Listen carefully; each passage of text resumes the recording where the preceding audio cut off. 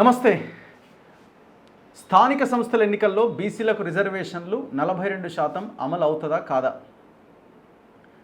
రేవంత్ రెడ్డి చాలా క్లియర్గా చెప్పేస్తున్నాడు. పార్టీల పరంగా టికెట్లు ఇవ్వడం మినహా ఇంకా ఆప్షన్ లేదు. ఎందుకంటే మోడీ ఒప్పుకుంటలేడు, బీజేపీ ఒప్పుకోవట్లేదు. సో వాళ్ళు మోసం చేశారు బీఆర్ఎస్తో కలిసి అన్నది రేవంత్ రెడ్డి చెప్తున్నాడు. ఇంకా ఆప్షన్ ఏముంది?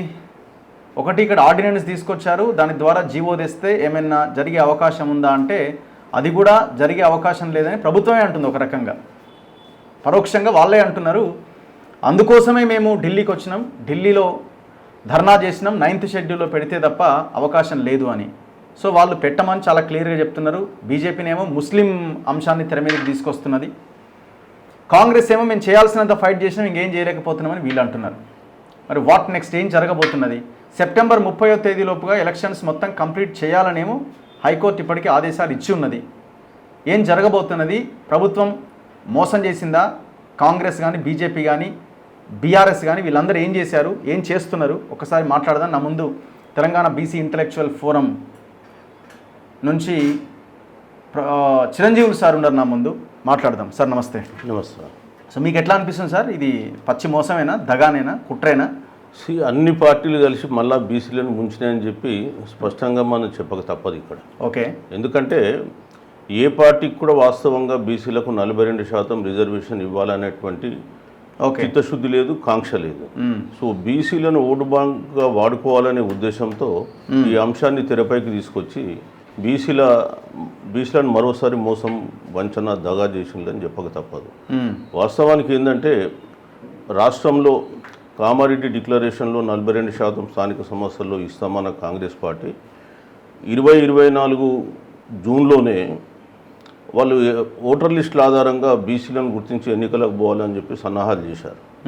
అప్పుడు బీసీ సంఘాలు అన్నీ యాక్టివేట్ అయ్యి అడ్డుకోవడంతో రాహుల్ గాంధీ గారి ఆదేశాల మేరకు మళ్ళీ అక్టోబర్ 10, 2024 రోజున కులగణనకు ఒప్పుకున్నారు. కులగణన జరిగిన తర్వాత మళ్ళీ అన్ని సంఘాలు కూడా రిజర్వేషన్లు ఏంటి, కులగన్న తర్వాత మాకు ఇచ్చిన లాభం ఏంటి అనేటువంటి విషయాన్ని గురించి మాట్లాడింది. ఓకే. సో అప్పుడు మళ్ళీ రిజర్వేషన్స్ గురించి బిల్లులు 2 పెట్టి 9th షెడ్యూల్లో రాష్ట్రపతి ఆమోదంతో మేము ఇస్తామని చెప్పేసి మార్చ్ 15th రోజు 2024న ఇక్కడ 2 బిల్లులు ఆమోదించారు. ఒకటి విద్యా ఉద్యోగాల్లో 42%, స్థానిక సంస్థల్లో 42%. ఇక్కడ ఆమోదం చేసి గవర్నర్ ఆమోదంతో రాష్ట్రపతికి పంపించారు ఏప్రిల్ 2, 3. ఓకే. సో ఆ తర్వాత వీళ్ళు చేసినటువంటి యాక్టివిటీ ఏంటి? సో ఇవాళ సింపుల్గా పోయి ఏప్రిల్ 2కు రాష్ట్రపతికి వెళ్తే ఇప్పుడు సుమారు నిన్న జరిగినటువంటిది ఆగస్టు 5th, 6th, 7th 4 నెలలు పట్టింది. ఈ 4 నెలల కాలంలో వీళ్ళు తీసుకున్నటువంటి చర్యలు ఏంటి? ఓకే. సో మేము మొదటి నుంచి కూడా ఇంటలెక్చువల్ ఫోరం నుంచి వారిని కోరింది ఏంటంటే ఆగస్టు 2 రోజు కూడా మన గౌరవ ముఖ్యమంత్రి గారు ఢిల్లీలో మీటింగ్లో పాల్గొన్నప్పుడు కూడా చెప్పినాం, మీరు అఖిల పక్షాన్ని తీసుకెళ్ళండి ఢిల్లీకి, ప్రధానమంత్రిని, రాష్ట్రపతిని కలిసి ఒప్పించండి 9th షెడ్యూల్లో పెట్టించడానికని చెప్పడం జరిగింది. మే 1 రోజు కూడా కలిసి మే 1 రోజు కూడా నేను రిటర్న్గా వారికి లెటర్ కూడా ఇవ్వడం జరిగింది. సో ఇన్ని చేసినప్పటికీ కూడా వాళ్ళు ఒక్క ప్రయత్నం కూడా ఇక్కడ అఖిలపక్షాన్ని సమావేశపరచడానికి చేయలేదు. వాళ్ళ అసెంబ్లీలు అంటే మీకు 3-4 పార్టీలు ఉండొచ్చు, అఖిలపక్షం ఎందుకు కోరుతున్నాం? సో వాళ్ళకి ఏం డౌట్స్ ఉన్నాయి? ఇప్పుడు బీజేపీ వాళ్ళు ఏంటంటే అందులో ముస్లింలు 10% రిజర్వేషన్ ఇస్తున్నారు కాబట్టి బీసీలకు ఒరిగింది ఏం లేదు అని చెప్పేసి వాళ్ళకు వాదన తెచ్చినారు. అదే అఖిలపక్షం సమావేశం పెట్టి ఉంటే ఆ సమావేశంలో క్లారిఫై చేస్తే అయిపోద్ది కదా. మేము 10% అందులో పెట్టలేము, 42%లో 10% ముస్లింలు ఆటోమేటిక్గా వస్తారు. గత ఎన్నికల్లో కూడా వాళ్ళు 10% వచ్చిండ్రు, ఎన్నికల్లో పోటీ చేసిండ్రు. సో ఇవాళ కొత్తగా పెట్టింది ఏం లేదు. మోరోవరు గుజరాత్లో కూడా ఈవెన్ ప్రధానమంత్రి గారు గతంలో ముఖ్యమంత్రిగా చేసిన గుజరాత్లో కూడా ప్రధానమంత్రి గారు స్వయంగా చెప్పినటువంటి వీడియో నా దగ్గర ఉంది. ఓకే. ఆ 70 జాతులు ముస్లిమ్సా? ముస్లిమ్స్. ఓకే. ఇక్కడ మైక్ దగ్గర పెట్టు. 70 जातियां ऐसी हैं जो ओबीसी है और मेरे गुजरात में जब मैं था उनको ओबीसी की कैटेगरी में बेनिफिट मिलता था. 70 ముస్లిం కులాలు ముస్లింలోనే ఉన్నాయి గుజరాత్లో అని చెప్తున్నారు. గుజరాత్లో ఉన్నాయి. నేను ముఖ్యమంత్రిగా ఉన్నప్పుడు కూడా బెనిఫిట్ పొందిందని చెప్తున్నారు. సో ఇవాళ కొత్త వాదం ఎందుకు తీసుకొస్తున్నారు వాళ్ళు? ఇవాళ గుజరాత్లో 1978లోనే బక్సీ కమిషన్ అనే కమిషన్ ద్వారా 44 కులాలు ముస్లిం కులాలు బీసీలలో చేర్చబడ్డాయి. ఈవెన్ మండల్ కమిషన్ కూడా 52% బీసీ పాపులేషన్ అని చెప్తూ అందులో 8.4% ముస్లిం పాపులేషన్ ఉంది.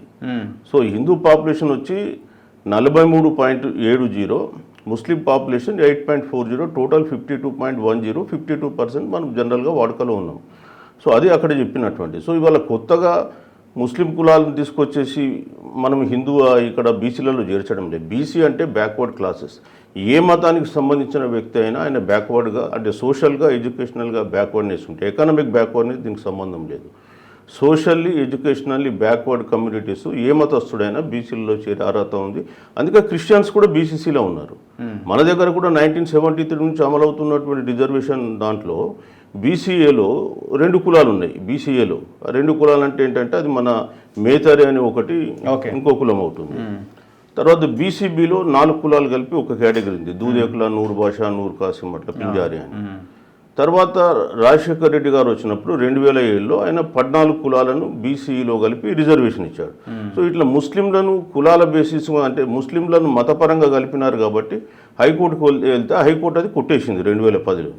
మళ్ళీ సుప్రీంకోర్టుకు రాష్ట్ర ప్రభుత్వం వెళ్తే సుప్రీంకోర్టు తాత్కాలిక ఆర్డర్ మీద అది కంటిన్యూ అవుతుంది. సుప్రీంకోర్టు హైకోర్టు ఆర్డర్ను కొట్టేలే, హైకోర్టు ఆర్డర్ కరెక్ట్ అని ఏం చెప్పాలి. ఏమన్నది ఫైనల్ జడ్జిమెంట్ ఇచ్చేంత వరకు 4% కంటిన్యూ చేయమన్నారు.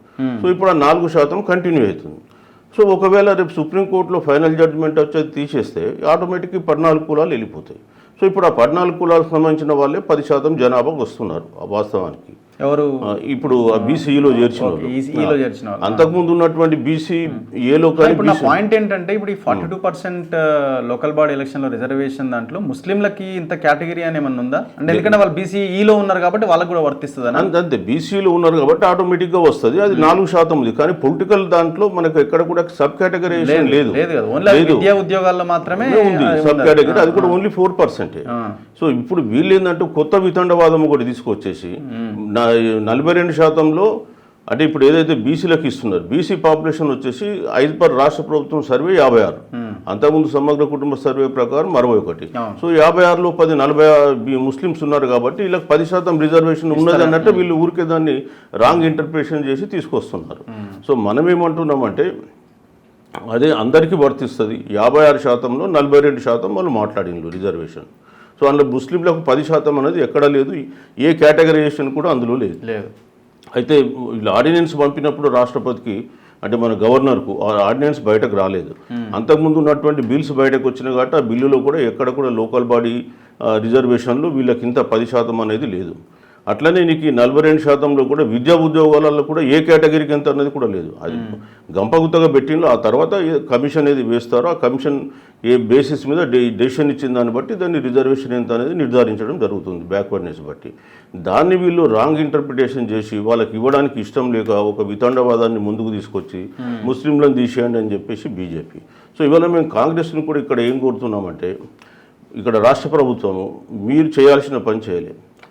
ఇప్పుడు ఆప్షన్ ఏముంది మరి? ఇప్పుడు మేము వాళ్ళు ఏమంటున్నారంటే మేము ఢిల్లీకి పోయినాం, పెద్ద అదే విషయం, ఎమ్మెల్యేలకు పోయినాం, కార్పొరేషన్ చైర్మన్లకు పోయినాం, ఒత్తిడి తీసుకొచ్చే ప్రయత్నం చేసినాం అంటారు వాళ్ళు. ఇదంతా కూడా ఏంటంటే ప్రజలను ఒక విధంగా మభ్యపెట్టడం తప్ప ఇంకో విషయం కాదు. నేనేం మొదటి నుంచి మేము కోరుతున్నాం ఏంటంటే తమిళనాడు మోడల్లో బుండి. తమిళనాడు మోడల్ ఏంటి? తమిళనాడులో జయలలిత గారు అఖిల పక్షాలను తీసుకొని ఢిల్లీకి పోయిండు. అఖిల పక్షాన్ని ఢిల్లీకి తీసుకుని వెళ్ళే మొదలే ఇక్కడ 3-4 సార్లు అన్ని పక్షాలతో సమావేశమై వాళ్ళ సందేహాలు ఏముంటే ఆ సందేహాలన్నీ తీర్చి ఇక్కడ నుంచి తీసుకెళ్ళి ఢిల్లీకి వెళ్ళి ఢిల్లీలో ప్రధానమంత్రిని రాష్ట్రపతిని కలిసి ఆ రోజు ఒప్పించి 9th షెడ్యూల్లో పెట్టుకున్నారు. వాళ్ళ సంఖ్య ఎంత అంటే ఆ రోజు వాళ్ళ పార్లమెంట్ సభ్యులు తమిళనాడులో 39 మంది. ఇవాళ మీరు కాంగ్రెస్ గఠబంధన్ ఉంది, 37 పార్టీలు మీ ఇండియా అలయన్స్లో ఉన్నాయి. మీ సంఖ్య 235 అవుట్ ఆఫ్ 545 లోక్సభ స్థానాలలో. సో మీరు ఇంత పెద్ద సంఖ్యలో మీరు ఉండి ఏ రోజు పార్లమెంట్లో ఇష్యూ రేజ్ చేసింది లేదు, పార్లమెంట్లో బైకాట్ చేసింది లేదు. ఎంతసేపు రాహుల్ గాంధీ గారు కూడా ఏదో బీహార్ జరిగిన దాని గురించి ఓటర్ లిస్టు గురించి మాట్లాడుతున్నారు కానీ బీసీల గురించి ఏ రోజు ఇప్పటి వరకు పార్లమెంట్లో దాని గురించి చర్చించారు? సో 235 మంది సభ్యులు ఉన్న మీతోటే చేత కాకపోతే వాళ్ళు 39 మంది సభ్యులను తమిళనాడు వాళ్ళు ఏ విధంగా చేయించుకొని పోయిండ్రు? ఓకే. సో మరి ఇవాళ కాంగ్రెస్ మొదటి నుంచి మనం చెప్తున్నాం ఏంటంటే ఇక్కడ అఖిలపక్షాన్ని పెట్టండి, అఖిలపక్షంలో వాళ్ళ డౌట్స్ మీరు క్లారిఫై చేయండి. ఇవాళ బీజేపీ ఉంది, అసెంబ్లీలో బిల్లు పెట్టినప్పుడు ఏమో సపోర్ట్ చేస్తుంది, బయటకు వచ్చేసి దాన్ని ఆపోజ్ చేస్తారు. మొన్న ఎవరు రామచంద్రరావు అంటుండే మేము అధికారంలోకి వస్తే మేము చేస్తాం 42% అంటుండే. అధికారంలో ఉన్నది వాళ్ళే కదా, ఇప్పుడు కేంద్రంలో ఉన్నది వాళ్ళే కదా, కేంద్రమే కదా చేయాల్సింది. మరి రాష్ట్రంలో ఏమున్నది? అసలు కేంద్రంలో కదా మీరు ఉండి చేయాల్సింది. అంతే కదా. మీరు రాష్ట్రంలో ఉన్నా మళ్ళీ కేంద్రం కదా 9th షెడ్యూల్లో ఇంక్లూడ్ చేయాల్సింది, రాష్ట్రం కాదు కదా. రాష్ట్రం ఎట్ ద మోస్ట్ ప్రపోజల్ పంపగలదు. సో మేము కోరేది ఏంటంటే ఇక్కడ ఉండేటువంటి ప్రభుత్వం ఇప్పటికైనా, ఎందుకంటే లోకల్ బాడీ ఎలక్షన్స్ పక్కన పెట్టండి, ఇంకా విద్యా ఉద్యోగాలు కూడా ఉన్నాయి కాబట్టి మేము రెండు బిల్లులు కదా, 2 బిల్లులు ఇప్పటికైనా సరే మీరు అఖిల పక్షాన్ని పెట్టండి, వాళ్ళు బీజేపీ వాళ్ళ డౌట్స్ ఏందో క్లారిఫై చేయండి, అన్ని పార్టీలను పిలవండి. అఖిల పక్షం అంటే ఇవాళ దాదాపు రిజిస్టర్డ్ పార్టీసు, నేషనల్ పార్టీస్ ఒక 10 అంటే లోకల్ అంటే రీజనల్ పార్టీస్ కలిపితే 10-12 పార్టీస్ ఉంటాయి. అసెంబ్లీలో ఉన్న పార్టీలే కాదు కదా. ఇవాళ సిపిఎం ఉంది, ఇక్కడ మనం లేకపోవచ్చు అసెంబ్లీలో, బట్ నేషనల్ లెవెల్లో వాళ్ళు ఉన్నారు కదా. సో వాళ్ళ డౌట్స్ అన్ని కూడా మనం క్లారిఫై చేసుకొని ఢిల్లీకి వెళ్ళి, ఢిల్లీలో రాష్ట్రపతి అదేవిధంగా మన ప్రధానమంత్రి, ఫస్ట్ ప్రధానమంత్రి అపాయింట్మెంట్ తీసుకోండి, వెళ్ళండి, మాట్లాడండి, ఆ తర్వాత రాష్ట్రపతిని కలవండి. వాళ్ళు చెయ్యనప్పుడు కదా మీరు ధర్నా మొదలు పెట్టాలి. మీరు వాళ్ళతోటి సంప్రదింపులే జరపలే, ధర్నా మొదలు పెడతాంటే ఎట్లా? ఎవరిని మభ్యపెట్టడానికి అది? సో మొదలు మీరు ప్రధానమంత్రిని కలిసి, అఖిలపక్షాన్ని తీసుకెళ్ళి, రాష్ట్రపతిని కలిసి వాళ్ళు చేస్తలేరు అన్నప్పుడు కదా మీరు వచ్చి ధర్నా పెట్టేసి, అవును వాళ్ళు మేము ఇన్నిసార్లు కలిసినాం, ఇన్నిసార్లు రిప్రజెంటేషన్ ఇచ్చినాం, అఖిలపక్షం పోయినాం, వింటలేరు, మేము ధర్నా చేస్తామంటే దానికి ఒక అర్థం ఉంటుంది. సో ఏమిట్లకేం లేదు మేము. సరే ఇప్పుడు ఇక్కడ వరకు ఆగింది. రేవంత్ రెడ్డి ఓపెన్గా చెప్తున్నాడు పార్టీ పరంగా సీట్లు ఇస్తే తప్ప ఇంకా ఆప్షన్ ఏం కనిపిస్తలేదని. వాట్ నెక్స్ట్ ఏంది? ఎలక్షన్లు ఆపేయాలంటారా? మీలాంటి వాళ్ళు ఏం చెప్తారు? ఇప్పుడు కోర్టు ఏమో 30th లోగా డిసైడ్ చేయండి చేయాల్సిందని కోర్టు అంటున్నది. ఆప్షన్ ఏముంది మీ ముందు? ఇప్పుడు మేము అనేది మొదటి నుంచి కూడా 42% ఇచ్చినాకనే ఎన్నికలకు పోమని చెప్తూ ఉన్నాం.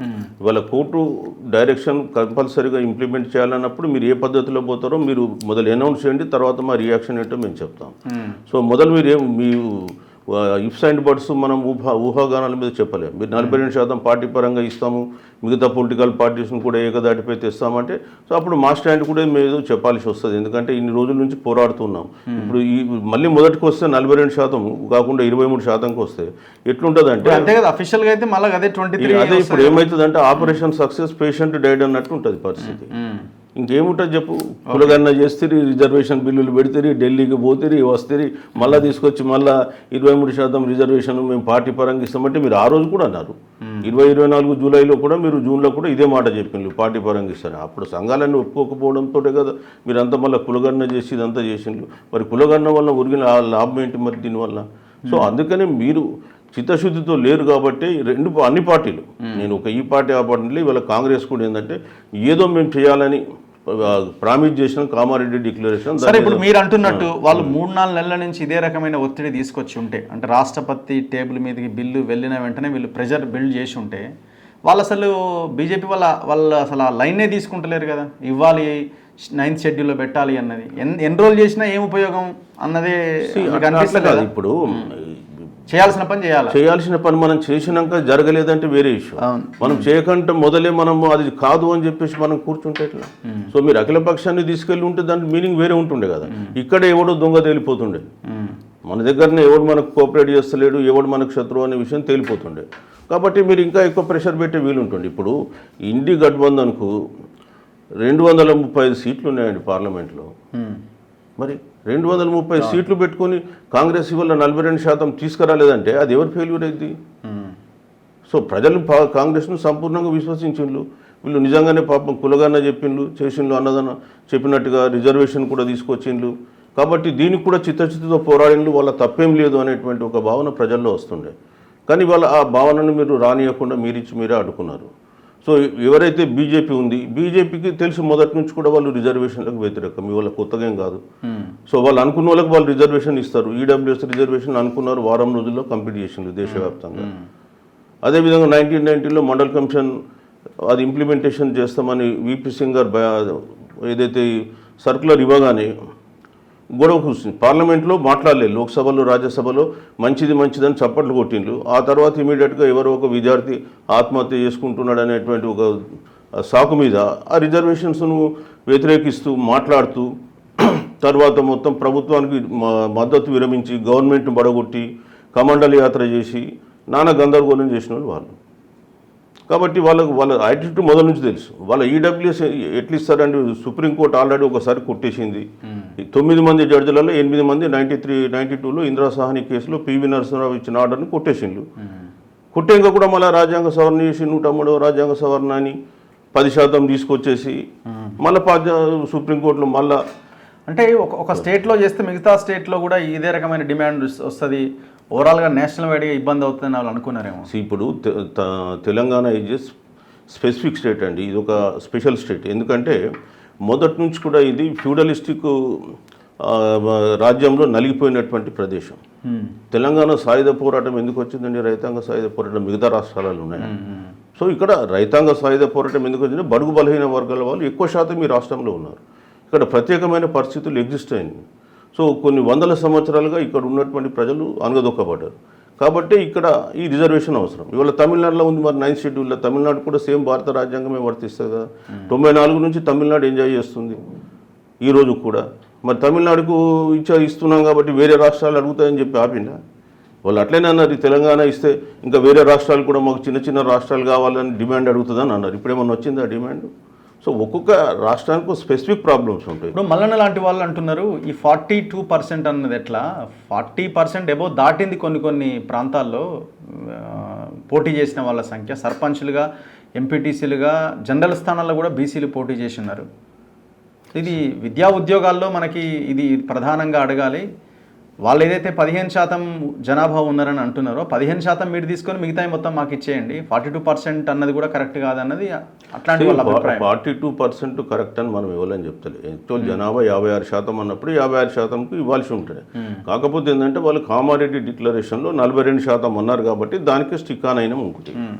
రెండోది ఏంటంటే ఇప్పుడు ఈ విద్యా మన లోకల్ బాడీస్లో మనకి ఎట్లుందంటే ఒక దగ్గర 45% రావచ్చు, ఇంకో దగ్గర 18 కూడా వచ్చింది కదా, 20 ఉంది, 22 18 కూడా ఉంది కదా. మరి అట్లాంటప్పుడు మీరు అంత వేరియేషన్ ఉంటుంది, ఎందుకంటే అక్కడ ఉండేటువంటి జనాభా ఆధారంగా వస్తుంది. సో ఇప్పుడు వాస్తవానికి ఏంటంటే జిహెచ్ఎంసీలో ఎస్సీస్ 8% లోపలనే ఉన్నారు, 7.8 or 7.9 ఉన్నారు. ఎస్టీలు 1% ఉన్నారు. ఈ రెండు కలిపితే 9% దాటలేదు. 41% బీసీలకు ఇవ్వచ్చు. కానీ పెద్ద మనిషి బీఆర్ఎస్ గవర్నమెంట్లో బీసీలకు 33% ఇచ్చి రావాల్సిన 8% కూడా కుదించి 59% ఓసీలకు ఇచ్చిండు. సో ఇవన్నీ కూడా 42%, 43%, ఇక్కడ 18% ఉంది. ఈవెన్ మీరు ట్రైబల్ ఏజెన్సీ ఏరియాకు పోతే మొత్తం కూడా ఎస్టీలకు ఉంది, 0 కూడా ఉంది బీసీలకు. మరి ట్రైబల్ ఏరియాలో 100% వాళ్ళకి ఇవ్వాలి కదా ఏజెన్సీ ఏరియాలో. సో 100% ఎస్టీలకు ఇచ్చారు. సో అట్లా దానికి వేరియేషన్ ఓవరాల్గా చూస్తే ఇప్పుడు జెడ్పీ చైర్మన్లు కూడా జెడ్పీటీసీలు కలిసి ఎన్నుకుంటారు. అక్కడ మళ్ళీ అవకాశం లేదు. 32 జిల్లాలు ఉంటే 7 ఉన్నారు బీసీలు. మరి అంతే కదా, అదే హార్డ్లీ 22%కి వస్తుంది. అంటే జెడ్పీటీసీలు మెజారిటీ కొంతమంది ఉన్నా చైర్మన్లు వచ్చేసరికి లేరు మళ్ళీ.